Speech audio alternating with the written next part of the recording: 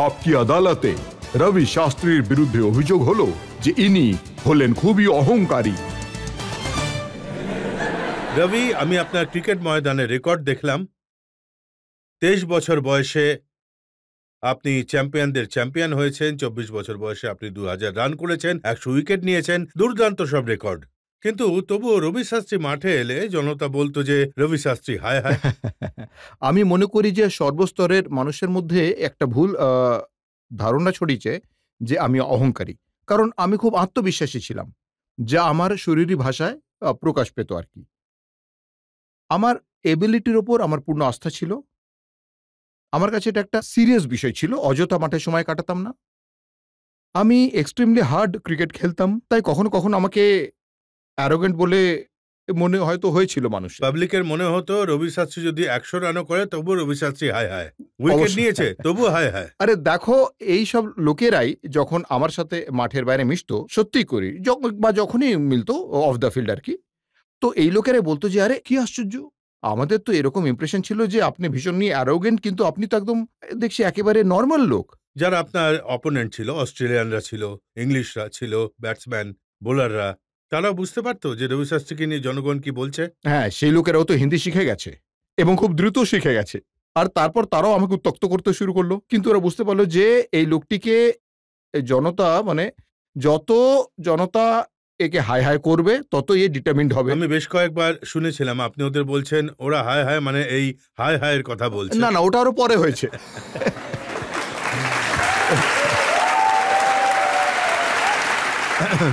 আপনি একেবারে ঠিক বলেছেন, এটা আমি পরে শিখলাম যে, কারণ আমি যখন আমি কমেন্ট্রি করতে শুরু করি, তখন এরাই যারা হায় হায় বলতেন তারাই হায় রবি, হায় রবি বলতে শুরু করে, যেরকম আপনি বললেন। তো তখন আমি ভাবলাম যে যখন এই হায় হায় শুরু হয়েছিল, তখন থেকে আমারই এটা করা উচিত ছিল, হ্যালো হাই নমস্কার, তাহলে জনতা খুশি হতো আর কি। কিন্তু দেখুন রবি, এত বছর পরেও আপনি যখন কমেন্ট্রি করছেন, আপনি আপনার স্টাইল বদলেছেন, মানুষ বুঝতে পারে না। এবার দেখুন পত্রিকার হেডলাইন, যখন হেড কোচকে নিয়ে ইন্টারভিউ হলো, তখন বোর্ড বলেছিল যে মনে রাখবেন শাস্ত্রী অহংকারী এবং কুমলে মিশুকে। ও অহংকারী বলেও কোচ হতে পারেনি। আমিও সেটা জানি না, মানে মানুষ যা বলতে চায় বলতে পারে, ঠিক আছে, কিন্তু আমার বিবেক একেবারে পরিষ্কার ছিল, কারণ আমি জানি যে 18 মাসে আমি ঠিক কিভাবে কাজ করেছি। আমি সততা ও বিশ্বাস নিয়ে ভারতীয় দলের হয়ে কাজ করেছি এবং সবাই জানে ফলাফল কি। সুতরাং এরপরে আমি আমাকে অন্তত ভয় পেতে হবে না। I don't have to feel afraid at all. In fact আমি খুব গর্বিত যে আমি সুযোগ পেয়েছি। আপনি 18 মাসের কথা বলছেন, গৌতম গম্ভীর তো এই ব্যাপারে কি বলেছেন শুনুন। উনি বলছেন যে 18 মাসে কি করলেন উত্তর দিন। বাংলাদেশ সিরিজ কেন হারলেন, ঘরের মাঠে দক্ষিণ আফ্রিকার সাথে আমরা কেন হেরেছি, রবি শাস্ত্রী হিরোগিরি করছেন, আমরা হারছি। দেখুন ভাই, আমরা দুজনেই মানুষ। গৌতম গম্ভীরও প্রচুর ক্রিকেট খেলেছেন, উনি জানেন যে প্রত্যেকবার 100 করা যায় না, ওরও কতগুলো শূন্য আছে আমি হাতে গুনে বলতে পারি আপনাকে, তাই না?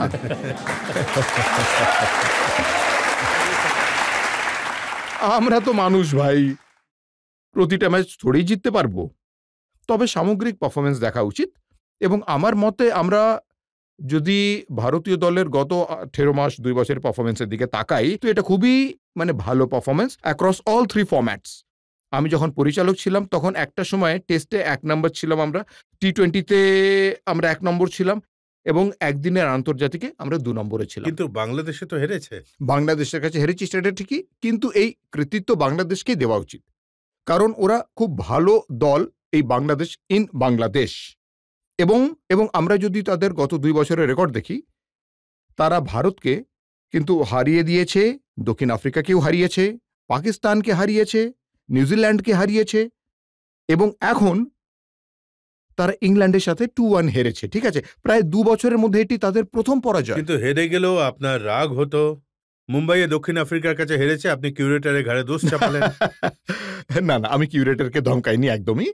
আমি অভিযোগ করেছেন, উনি বলেছেন রবি শাস্ত্রী। না না, একদমই না। আমাকে দেখে মনে হয় আমি কাউকে হুমকি দিতে পারি? দেখলেন, একদমই নয়। আরে আপনি গিয়ে ছেলেদেরকে জিজ্ঞেস করে দেখুন না, আপনি বুঝে যাবেন। মেয়েদেরকে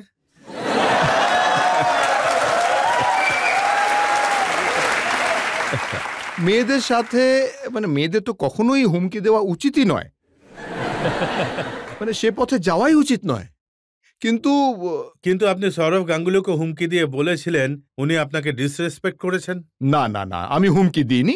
দেখুন, এটি একটি সাক্ষাৎকার ছিল এবং আমাদের বোর্ড থেকে বলা হয়েছিল, মানে যেহেতু সময় কম ছিল, আমরা যদি দুদিনের মধ্যে কলকাতায় না আসতে পারি, ঠিক আছে, তবে আমরা ভিডিও কনফারেন্স করতে পারি। কিন্তু রবি, এটা কি অ্যারোগেন্স নয়? আপনি ব্যাংককে ছুটি কাটাচ্ছিলেন, ইন্ডিয়ান কোচের জন্য ইন্টারভিউ চলছে, এটা কি আপনার উদ্ধত্ত নয় যে আপনি বলছেন ব্যাংককে বসে আমি ইন্টারভিউ এটা দেব?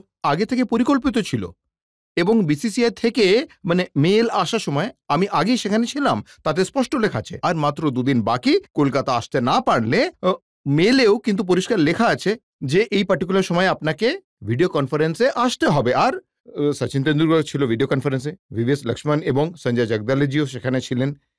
তাই বললাম যে যদি মেলে লেখা থাকে তাহলে আমি বেআইনি কিছু তো করছি না। আমি হতাশ হয়ে পড়ি কারণ যে সচিন তেন্ডুলকর 6 ঘন্টা 7 ঘন্টা ইংল্যান্ড থেকে ভিডিও কনফারেন্সে বসতে পারেন, ভিভিএস লক্ষ্মণ ছিলেন সেখানে, কিন্তু সৌরভ সেখানে ছিলেন না। তাই আমার ব্যাপারটা খুব খারাপ লাগে, হতাশ লাগে। হ্যাঁ, আমি মানে নির্বাচন নিয়ে চিন্তা করছি না। ওনারা মানে স্বীকৃত ক্রিকেটার, ঠিক আছে, তো ওনারা কাকে নির্বাচন করা উচিত কাকে নয় জানেন, তা ওদের উপর নির্ভর করে, তার সাথে কোনো সম্পর্ক নেই। আমি এই জন্য খারাপ লেগেছিল আমার যে একজন ব্যক্তি 18 মাস বা 20 মাস ধরে দেশের জন্য খুব ভালো কাজ করেছেন, আর ঠিক আছে, আর এটা যদি সিলেকশন প্রসেস হয় তাহলে অ্যাটলিস্ট এইটুকু সম্মান তাকে দেওয়াই যেতে পারে। সবাই বলে যে সৌরভ গাঙ্গুলি দাদা, ওর সাথে ঝামেলা করা ঠিক হবে না, আপনি সেটাও করেছিলেন। আমার কিছু যায় আসে না, সত্যি বলতে কি আমি অনেকের সাথেই ঝামেলা করে ফেলেছি। শোনা যায় যে অনিল কুম্বলেকে সিলেক্ট করা হয়েছিল কারণ তিনি মিশুকে বন্ধুত্বপূর্ণ, তিনি সকলকে সাথে নিয়ে চলেন, সঙ্গে নিয়ে চলেন, আর রবি শাস্ত্রী নিজের দুনিয়াতেই থাকেন। না না না, এরকম তো লোকে মানে কি বলবো, মানে লোকে মানে যাদের বলার তারা তো বলবেই। সৌরভ বলেছেন যে আপনি রবি শাস্ত্রী নিজের জগতে, ওয়ার্ল্ড অফ হিজ ওনে থাকেন। হ্যাঁ, উনি বলতেই পারেন, তবে আমি তাকে বলবো এই জন্যই আমরা টেস্টে 1 নম্বর, 2020-তে মানে 1 নম্বর এবং একদিন ম্যাচে 2 নম্বর হয়েছি, কারণ আমি অন্য জগতে ছিলাম। তো সৌরভ গাঙ্গুলির সাথে ঝগড়া কিসের? কোনো ঝগড়া নেই। আরে উনি হলেন দাদা, দাদা, ঝগড়া কিসের? সৌরভ আমার জুনিয়র। যখন আমি ওয়েস্ট জোনের হয়ে খেলতাম, ঠিক আছে, তো আর তিনি পূর্বাঞ্চলের হয়ে খেলতেন, তখন আমার মনে আছে টাটাতে কাজ করতাম, আমি টাটার ক্যাপ্টেন ছিলাম এবং আমি সৌরভের ব্যাটিং এবং ক্রিকেট ক্ষমতা দেখে খুব প্রভাবিত হয়েছিলাম। আমি টাটার লোকেদের বলেছিলাম তাকে দলে আনতে, তো আজও উনি টাটা স্টিল টিমে আছেন। তাহলে সৌরভ মাঝপথে ইন্টারভিউ ছেড়ে বেরিয়ে গেলেন কেন? সেটা তো সৌরভই বলতে পারেন, আপনার ওকে জিজ্ঞাসা করা উচিত। সৌরভ ছিল না, তাই এই কোশ্চেনটা আপনার ওনাকেই জিজ্ঞেস করা উচিত, ঠিক জবাবটা। আমি ওকে অবশ্যই আপনি পেয়ে জিজ্ঞেস যাবেন। করবো, কিন্তু এখন প্রশ্ন আপনাকে হ্যাঁ, করতে হ্যাঁ, চাই যে অনিল কুম্বলে দলের হেড কোচ, হ্যাঁ, স্বাভাবিক যে আপনি সেই পদ পাননি, তাই আপনার ক্ষোভও ছিল তা নিয়ে, হুম। কিন্তু আপনি কি মনে করেন যে অনিল কুম্বলে সত্যি একজন ভালো কোচ আরে হতে পারেন? দুর্দান্ত ক্রিকেটার ছিলেন। না, কোচ এখনই বলা যাবে না, আমিও সেরকম করিনি, আমিও নতুন ছিলাম। তাকেও 1 বছর 1.5 বছর মানে 2 বছর দেখার পরেই বলতে হবে, ঠিক আছে। তো এখন তো উনি সবাই এসেছেন, হ্যাঁ, তবে এ ব্যাপারে আমার কোনো সন্দেহ নেই যে উনি ভালো কোচ নয়, একজন দুর্দান্ত কোচ হতে পারেন, কারণ উনি একজন স্বনামধন্য ক্রিকেটার, 600-র ওপর উইকেট নিয়েছেন, প্রচন্ড লড়াকু মানুষ। তাই এই সব গুণ নিজের থেকেই শিখবে যে ইয়াংস্টাররা, অনিল কুম্বলের থেকেই। আর প্রতিপক্ষের একটা ভালো গুণ হলো যে সে কখনো হাল ছাড়ে না, যতক্ষণ না ম্যাচ শেষ হয় ও শেষ পর্যন্ত লড়াই করে। তাই এই সব কোয়ালিটি টিমে আসবে, তাই আমি মনে করি তাদের অনেক উপকৃত হওয়া উচিত, কারণ অনিল একজন কন্টেম্পোরারি ক্রিকেটার। তাই বাচ্চারা আর কি অনেক মানে অনেক জিনিস শিখতে পাবে অনিলের থেকে। আরসিবির মেন্টর ছিল, কিছুদিন আগে মুম্বাই ইন্ডিয়ান্সেরও ছিল, তিনি 2007-8 পর্যন্ত ক্রিকেট খেলেছেন, তাই তার সততা এবং খ্যাতি খুব ভালো ছিল। আমি মনে করি অনিলের এত সব অভিজ্ঞতা থেকে ভারতীয় দল তো উপকৃত হবে। ইন্টিগ্রিটি, এক্সপিরিয়েন্স তো আপনারও আছে, আপনি ওনার থেকে ভালো কোচ হতে পারতেন। আমার তো সময় ছিল ওই 18 মাস, তবে আমি ধন্যবাদ দেব বিসিসিআইকে যে কম সময় হলেও ওই 18 মাস মানে সময় আমাকে দিয়েছিলেন, সুযোগ দিয়েছিল বিএসসিসি, কিন্তু আমার মনে হয়নি এত কম সময়ের মধ্যে ভালো কিছু করা যাবে। আমি আমার টিমকে এই জন্য রীতিমতো ধন্যবাদ দেব যে কম সময়ের মধ্যে তারা এত ভালো ফল করেছিল, খুব এত কম সময়ের মধ্যে, অ্যাক্রস অল 3 ফরম্যাটস। অবশ্যই। জনতার থেকে কোনো প্রশ্ন? স্যার আপনি বললেন যে আপনি 18 মাসে মানে টিমের প্রভূত উন্নতি করেছেন, ঠিক আছে, কিন্তু যখন ম্যানেজার ছিলেন, হ্যাঁ। তখন তো টিম ভালোই খেলছিল, ওয়ার্ল্ড কাপ জিতেছিল, আগে টি-20 চ্যাম্পিয়ন হয়েছিল, টেস্টের নাম্বার 1 হয়েছিল। তাহলে আপনি আসার পর কতটা তফাৎ হলো? দেখো, তফাৎ এইটাই হয়েছিল যে আমি যখন ইন্ডিয়া টিমের দায়িত্ব নিলাম, হ্যাঁ, তার 10-12 মাস আগের ভারতীয় দলের পারফরমেন্স আর কি এতটা ভালো ছিল না আর কি তুলনা করলে। আমি মনে করি তারা ইংল্যান্ডের কাছে 3-1 হেরেছিল এবং এবং অনেক টেস্ট ম্যাচ 2.5 দিনের মধ্যে মোটামুটি শেষ হয়ে গেছিল। তাই আমার মনে হয় খেলোয়াড়দের আত্মবিশ্বাসের মাত্রা একটু কম ছিল আর কি। তাই যখন আমাকে দায়িত্ব নিতে বলা হয় আপনি টেক ওভার করুন, তো আমরা আমাদের কোচিং স্টাফ নিয়ে এলাম। তো আমি মনে করি অনেক অর্থবহ ছিল ব্যাপারটা, কারণ তারপর দেখা যাচ্ছে অনেক ভারতীয় কোচ এসেছেন, ভরত অরুণ, শ্রীধর এখনো দলের সাথে কিন্তু আছেন। আপনার মনে হয় না যে আমরা যদি গ্যারি কাস্টনকে রিটেন করতাম ওয়ার্ল্ড কাপ জেতার পর, তাহলে টিম আরো ভালো খেলতে থাকতো? না, perform? উনি তো ছিলেন না, তারপরেও কিছুদিন ছিলেন, তারপর নিজে চলে গেলেন, বললেন যে এই মুহূর্তে পরিবারের সঙ্গে সময় কাটাতে হবে আমাকে। তারপর ডানকান ফ্লেচারকে নিয়োগ করা হয়েছিল। ডানকান ফ্লেচার সেখানে 2 বছর ছিলেন। আমার যতদূর মনে পড়ছে 4 বছর ছিলেন ডানকান ফ্লেচার, আমি তার শেষ বছরে এসেছি।